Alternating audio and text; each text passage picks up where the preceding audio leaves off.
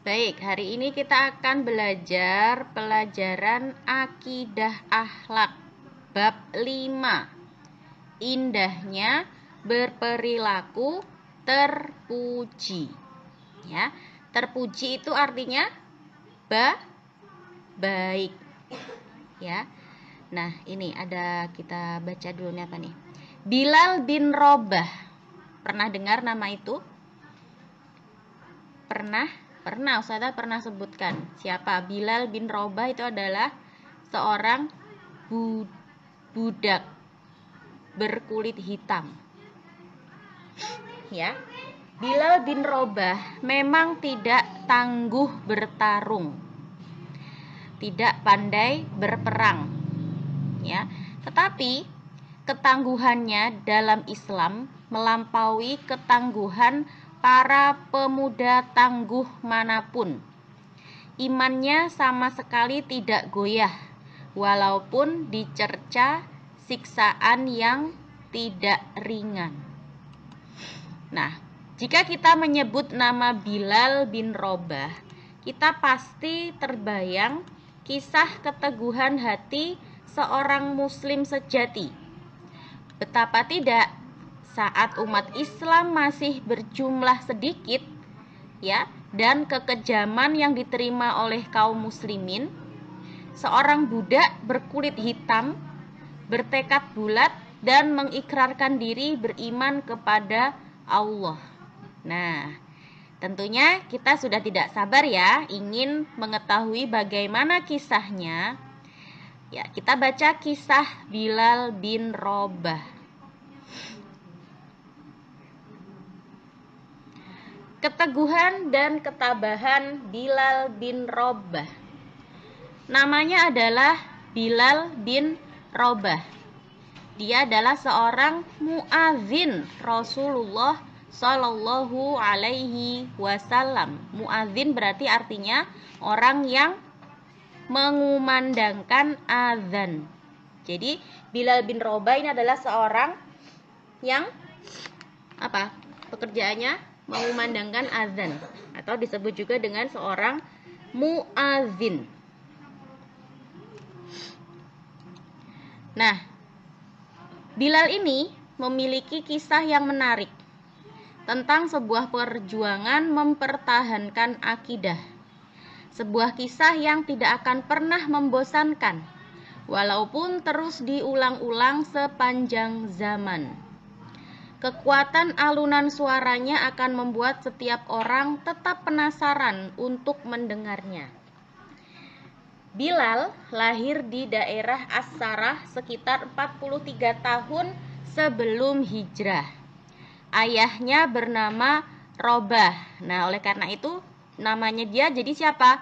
Bilal bin Rabah. Artinya apa? Bilal anaknya Rabah. Ya, kalau ada bin itu berarti anaknya gitu ya artinya. Kalau di Arab nama-nama itu ada bin-binnya kayak gini, ada bin, ada binti, ya. Kalau laki-laki pakai tambahan bin. Bilal bin Rabah. Berarti artinya Bilal anaknya Rabah. Ya, berarti Rabah itu siapa? Ayahnya. Ya, Rabah itu nama ayahnya.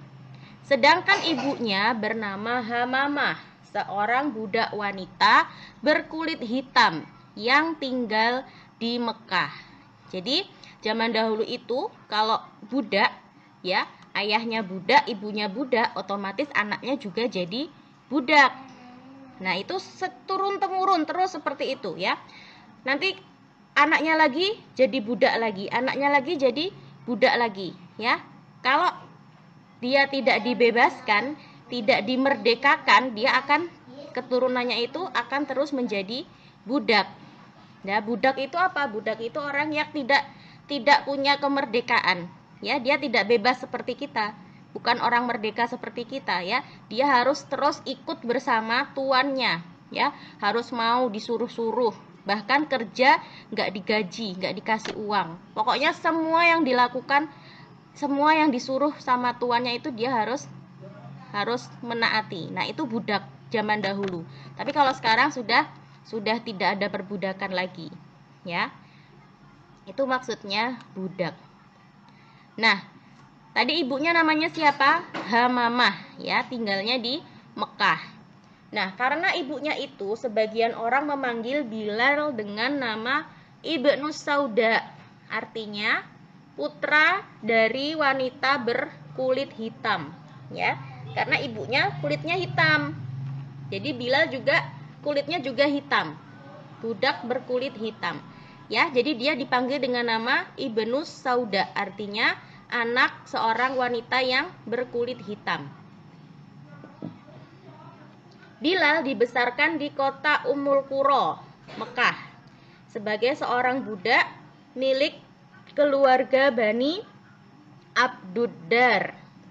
Saat ayah mereka meninggal, Bilal diwariskan kepada Umayyah bin Khalaf, seorang tokoh penting kaum kafir. Nah, jadi budak ini boleh dikasih-kasihkan, boleh diperjualbelikan, ya. Nah, saat bapaknya Bilal itu meninggal, Bilal ini dikasih ke orang lain namanya Umayyah bin Khalaf. Ketika Mekah diterangi cahaya agama baru, ya, dan Rasul yang agung Shallallahu Alaihi Wasallam mulai mengumandangkan seruan kalimat tauhid, Bilal termasuk orang-orang pertama yang masuk Islam. Saat Bilal masuk Islam, di bumi ini hanya ada beberapa orang yang sudah mendahulunya memeluk agama baru itu, seperti Ummul Mukminin Khadijah binti Khuwailid, Abu Bakar As-Siddiq, Ali bin Abi Thalib, Ammar bin Yasir bersama ibunya, Sumayyah, Syuhaib Ar-Rumi, dan Al-Miqdad bin Al-Aswad. Jadi Bilal ini termasuk orang-orang yang pertama kali masuk Islam. Padahal dia ini adalah seorang budak, ya. Nah, Bilal merasakan penganiayaan orang-orang musyrik yang lebih berat dari siapapun.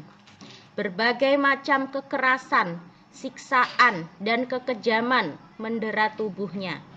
Namun dia, sebagaimana kaum muslimin yang lemah lainnya, tetap sabar menghadapi ujian di jalan Allah itu dengan kesabaran yang orang lain jarang bisa menghadapinya.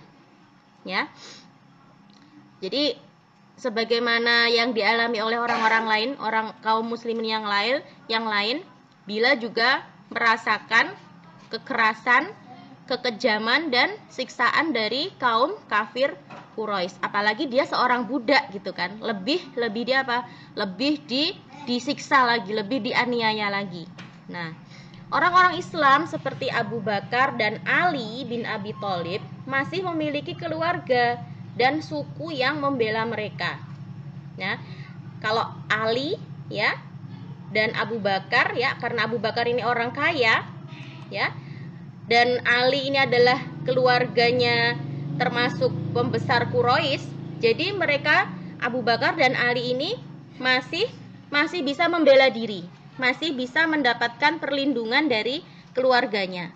Tapi orang-orang seperti Bilal ya, yang dia ini kaum budak tadi itu ya, dia tidak mendapatkan perlindungan apapun ya, sangat tertindas ya. Bilal adalah termasuk orang-orang yang tertindas atau mustad'afun dari kalangan hamba sahaya dan budak. Dia tidak memiliki siapapun, keluarganya bahkan tidak bisa membantu karena dianggap bukan siapa-siapa, ya kan? Sama seperti kebanyakan kalau misalnya orang miskin ya, anaknya pembantu misalnya ya, pasti akan dianggap sebelah mata, tidak akan dibela. Kalau dia salah, dia yang akan pertama kali dihukum, ya kan?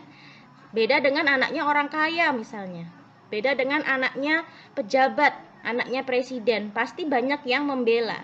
Nah, sama dengan Bilal ini ya. Bilal ini anaknya budak, statusnya budak ya. Berarti dia orang yang tertindas, tidak punya kedudukan, tidak punya harta, jadi tidak ada yang membela dia. Nah, sehingga orang-orang Quraisy menyiksanya tanpa belas kasihan. Kasihan sekali Bilal ini ya, disiksa oleh orang-orang Quraisy tanpa ada rasa kasihan sedikit pun. Orang-orang Quraisy ingin menjadikan penyiksaan atas Bilal ini sebagai contoh dan pelajaran bagi setiap orang yang ingin mengikuti ajaran Muhammad. Jadi Bilal ini dijadikan sebagai Bilal ini disiksa biar orang-orang lain yang mau masuk Islam ini jadi takut. Ya. Wah, Bilal aja disiksa seperti itu. Aku takut jadinya kalau mau masuk Islamnya. Biar ada ancaman, ya, dijadikan sebagai ancaman. Ya, biar orang-orang itu enggak pada masuk Islam. Kaum yang tertindas itu disiksa oleh orang-orang kafir yang berhati sangat kejam, seperti Abu Jahal. Ya, Abu Jahal yang telah membunuh Sumayyah. Ya, dia sempat menghina dan mencaci maki, kemudian menusukkan tombaknya di perut Sumayyah. Ya, dibunuh oleh Abu Jahal. Ya, sehingga gugurlah syuhada pertama dalam sejarah Islam. Nah, ini Sumayyah adalah siapa? Orang yang pertama kali gugur atau tewas, meninggal dari kalangan orang Islam. Sementara itu, saudara-saudara seperjuangan Sumayyah, terutama Bilal bin Robah, ini terus disiksa oleh kaum kafir Quraisy tanpa henti. Biasanya apabila matahari tepat di atas kepala dan padang pasir Mekah berubah menjadi perapian yang sangat panas, ya. Bisa dibayangkan ya, di tengah musim panas di padang pasir. Nah, orang-orang Quraisy itu mulai melaksanakan penyiksaan itu kepada orang-orang Islam yang tertindas tadi, ya. Pakaiannya dibuka, kemudian dipakaikan baju besi. Biar apa? Biar badannya terbakar oleh sengatan matahari. Nah, tidak cukup di situ. Orang-orang Quraisy itu mencambuk, ya, dipukulin, ya, sambil mereka dipaksa untuk menghina Nabi Muhammad. Nah, begitu kejamnya orang-orang kafir tadi itu, ya. Nah, ada kalanya saat siksaan terasa begitu berat dan kekuatan tubuh orang-orang Islam yang tertindas tadi itu semakin lemah, mereka mengikuti kemauan orang-orang Quraisy yang menyiksa mereka secara lahir. Sementara hatinya tetap pasrah kepada Allah dan Rasul-Nya. Nah, ada orang-orang yang dipaksa untuk keluar dari Islam karena tidak tahan dengan siksaan tadi itu, ya. Akhirnya mereka menuruti kemauan orang-orang kafir tadi itu. Meskipun dalam hatinya tetap beragama Islam. Tapi karena dipaksa dan terus-terusan disiksa, akhirnya mereka mengaku keluar dari Islam. Padahal dalam hatinya masih Islam. Nah, karena apa? Tidak tahan dengan siksaan kaum kafir. Tapi tidak dengan Bilal. Ya, tidak dengan Bilal. Dia tetap kukuh, tetap teguh mengatakan bahwa dia Islam. Ya, meskipun disiksa disiksa seperti apapun, ya, saking kerasnya siksaan itu, dia tetap teguh menyatakan bahwa dia beragama Islam. Ya, orang Quraisy yang paling banyak menyiksa Bilal adalah Umayyah, ya, tuannya sendiri. Ya, jadi yang paling kejam terhadap Bilal itu adalah tuannya sendiri. Siapa tadi namanya? Umayyah. Mereka menghantam punggung Bilal dengan cambuk, ya, punggungnya dicambuk di tengah padang pasir yang panas. Tapi Bilal hanya berkata Ahad, Ahad, ya, artinya apa? Allah Maha Esa. Allah Maha Esa. Ya, Bilal tidak mau menuruti kemauan orang-orang kafir tadi untuk keluar dari Islam. Mereka menindih dadanya Bilal dengan batu besar yang panas. Bilal hanya berkata Ahad, Ahad, ya, artinya apa? Allah Maha Esa, ya. Bahkan, ya, semakin keras disiksa, Bilal tetap mengatakan Ahad, Ahad, ya. Tidak goyah sedikit pun iman Bilal bin Robah. mereka memaksa Bilal agar memuji Lata dan Uzza. Siapa Lata dan Uzza itu? Nama berhala. Ya, masih ingat ya? Nama berhala yang disembah oleh orang-orang kafir, namanya Lata dan Uzza. Nah, mereka orang-orang kafir itu memaksa Bilal untuk memuji Lata dan Uzza. Tetapi Bilal justru memuji nama Allah dan Rasulnya. Mereka terus memukulnya. Ya, tapi Bilal menjawab, lidahku tidak bisa mengatakannya. Jawaban ini membuat siksaan orang-orang kafir semakin keras. Apabila merasa lelah dan bosan menyiksa, Umayyah mengikat leher Bilal dengan tali yang kasar, lalu menyerahkannya kepada sejumlah orang dan anak-anak agar menariknya di jalanan dan menyeretnya di sepanjang jalan di Mekah.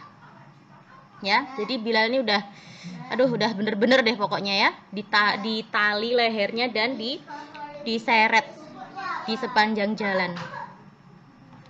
Itu ya.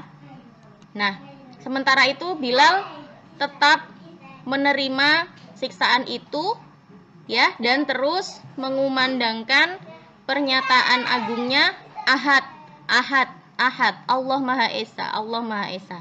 Ya, dia terus-terus mengulangnya tanpa merasa bosan dan lelah. Suatu ketika Abu Bakar mengajukan penawaran kepada Umayyah untuk membeli Bilal. Nah, Abu Bakar kan orang kaya ya. Ya, dia tidak tega melihat penderitaan Bilal tadi itu. Kemudian ditawar, mau dibeli si Bilal tadi ya. Nah, karena tahu Abu Bakar ini orang kaya, Umayyah menaikkan harganya. Ya. Jadi dijual mahal si Bilal ini ya. Budak itu ya bisa dijual, bisa diperjualbelikan. Manusia itu bisa diperjualbelikan kalau zaman dulu, ya, budak itu ya. Umayyah memasang harga yang sangat mahal.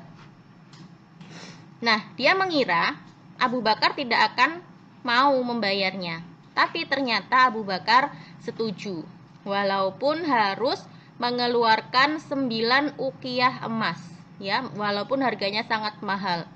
Nah, seusai transaksi, Umayyah berkata kepada Abu Bakar, sebenarnya kalau engkau menawar sampai 1 uqiyah pun, aku tidak akan ragu melepasnya. Abu Bakar membalas, seandainya engkau memberi tawaran sampai 100 uqiyah pun, maka aku tidak akan ragu untuk membelinya. Ketika Abu Bakar memberitahu Rasulullah bahwa dia telah membeli sekaligus menyelamatkan Bilal dari para penyiksanya, Rasulullah berkata kepada Abu Bakar, kalau begitu biarkan aku bersekutu denganmu untuk membayarnya, wahai Abu Bakar. Ya. Nah, ketika Rasulullah tahu bahwa Abu Bakar ini sudah membeli Bilal tadi, sudah menyelamatkan Bilal tadi, Rasulullah mau apa?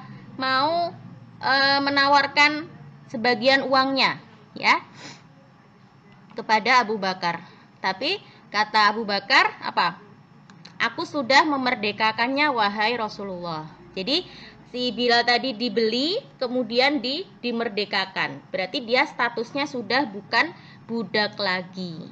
Nah, setelah Rasulullah mengizinkan sahabat-sahabatnya untuk hijrah ke Madinah, mereka segera berhijrah, termasuk Bilal. Setibanya di Madinah, Bilal tinggal satu rumah dengan Abu Bakar dan Amir bin Fihr. Bilal tinggal di Madinah dengan tenang dan jauh dari jangkauan orang-orang Quraisy yang kerap menyiksanya. Kini dia mencurahkan segenap perhatiannya untuk menyertai Nabi sekaligus kekasihnya yaitu Muhammad Shallallahu Alaihi Wasallam. Bilal selalu mengikuti Rasulullah kemanapun beliau pergi. Nah, itulah tadi kisah dari Bilal bin Rabah. Ya, cukup dulu ya untuk hari ini. Insya Allah besok kita lanjutkan lagi ceritanya. Oke,